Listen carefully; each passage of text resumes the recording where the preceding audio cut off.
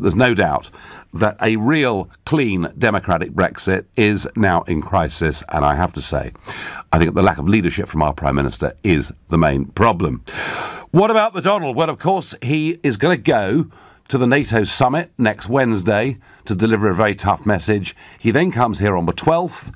There'll be a dinner with some businessmen. On the Friday, he'll be in London for most of the day, and we understand he'll be in Scotland on Saturday before heading off to Helsinki to meet Vladimir Putin. And approval was given today for a giant blimp, by which we mean a big floating balloon, a giant blimp dubbed the Trump Baby, and it's Donald Trump as a baby with a big shock of blonde hair and a nappy. And this has been given the green light to fly near Parliament Square next week whilst President Trump is in London. It will fly at 98 feet, because that's what 30 metres apparently equates to. And permission for this has been given by, yes, you might have guessed it, it's London Mayor Sadiq Khan's Greater London Authority. Is this not the biggest insult possible to a visiting US president? And if you think, no, Nigel, free speech, satire, all of that's fine. What's the problem? Sadiq Khan's guys have done the right thing. Call me on 0345 6060 973. Or if you think, as I do, actually, it's an insult too far. Yes, of course, people are allowed to demonstrate. Yes, of course, people can use free speech. But can you imagine the French authorities allowing this on Bastille Day last year when Trump visited Paris? So if, like me, you think actually this is really just too much, then text me on 84850. And let me ask you, does any of you seriously think that if an application to fly an Obama blimp of Obama as a young crying baby above Parliament Square when he came here last during the referendum to tell us to vote Remain, do you actually think that would have been allowed in Obama's case? Let me know your view by tweeting using the hashtag Farage and LBC at LBC, and of course watch us on Facebook and comment there too. I just think, you know, you can't stop people, as I say, protesting, expressing their opinion, but I do think this sort of never-ending war of words, and it does cut both ways, because the president invites a fair bit of it, but this never-ending war of words between Sadiq Khan and Donald Trump is frankly ridiculous. I'd say to the Mayor of London, you know, you might not like Mr. Trump, you might not like his style, you might find him very confrontational, and you didn't like the so-called Muslim ban. But Sadiq, where were you when President Obama introduced a total ban on refugees coming from 7 predominantly Muslim countries? I didn't hear the howls of outrage. I didn't see the protests in the streets of London back in 2016. And I think to have allowed this blimp, I believe it's a step too far. I want to know what you think. I want to know what David in Colchester thinks of this. Good evening, David. Hello, Nigel. Thanks for taking my call. Nice to talk to you. Quite frankly, I think it's about the level of Sadiq Khan's intellect, really, because they can't reason with facts. They can't argue with facts or reason, so they resort to ridicule.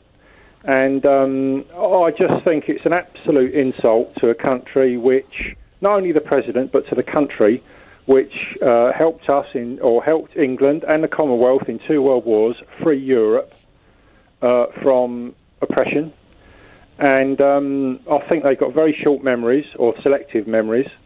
And quite frankly, I think Khan should be thoroughly ashamed of himself, and anyone who supports it should be ashamed of themselves. Yeah, I mean, David, satire and criticism, though. I mean, you know, we've always had cartoons of our leaders, indeed our royal family. Sort of go back to George III. The cartoons of him weren't particularly complimentary. So we've always had, you know, one of the freest presses in the world, and people, you know, able to express mockery, outrage, or whatever it may be.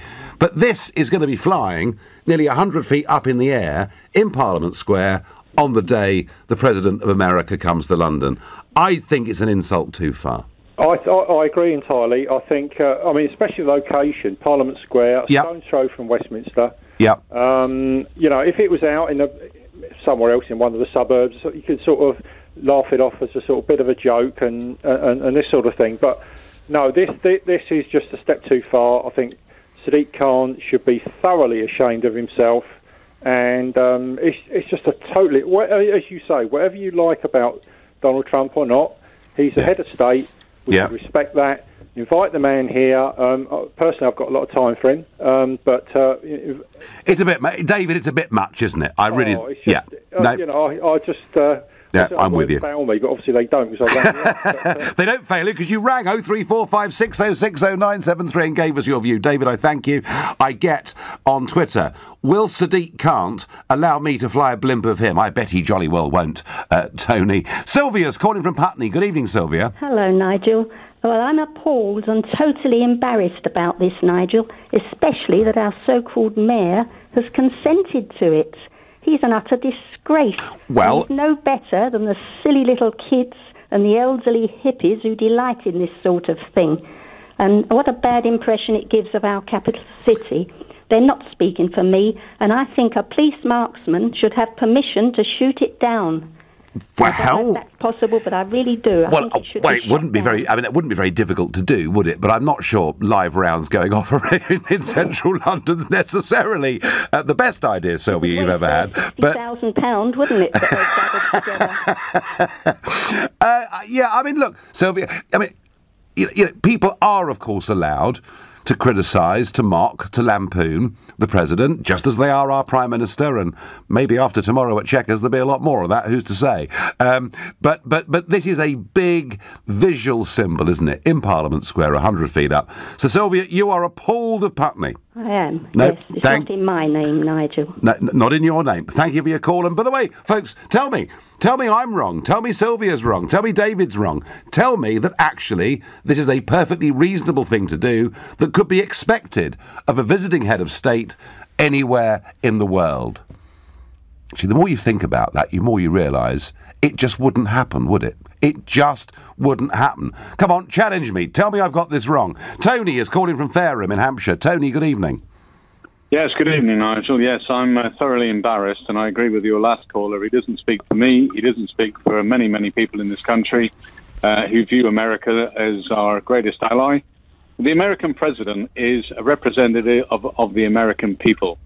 Whatever you think about him, he is the representative of our greatest ally. And what he should be doing is he should be thinking back, or if he wants to make a point, he should be thinking back, as you quite rightly said, to what Obama did when he was president. Yeah, and exactly the same thing. I know.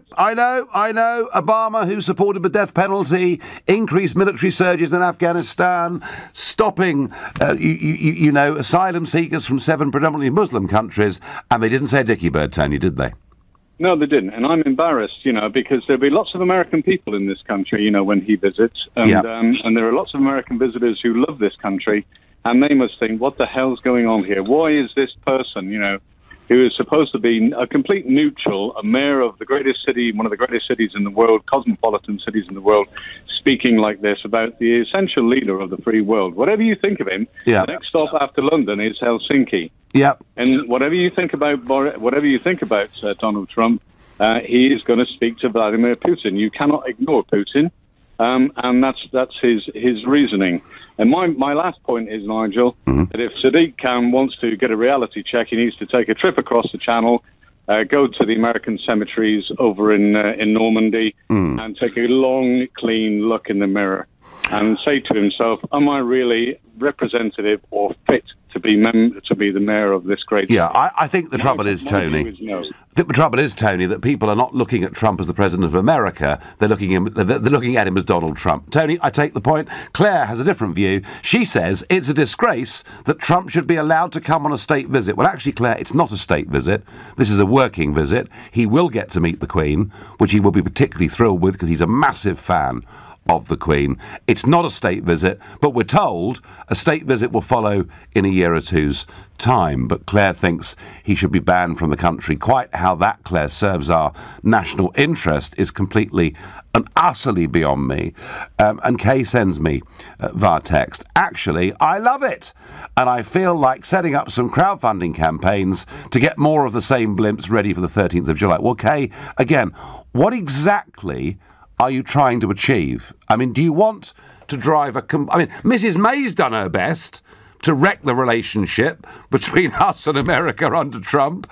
Why would you want us to have the worst possible relations with America, regardless of who was the president? I don't get it, folks. I don't understand it. Somebody enlighten me.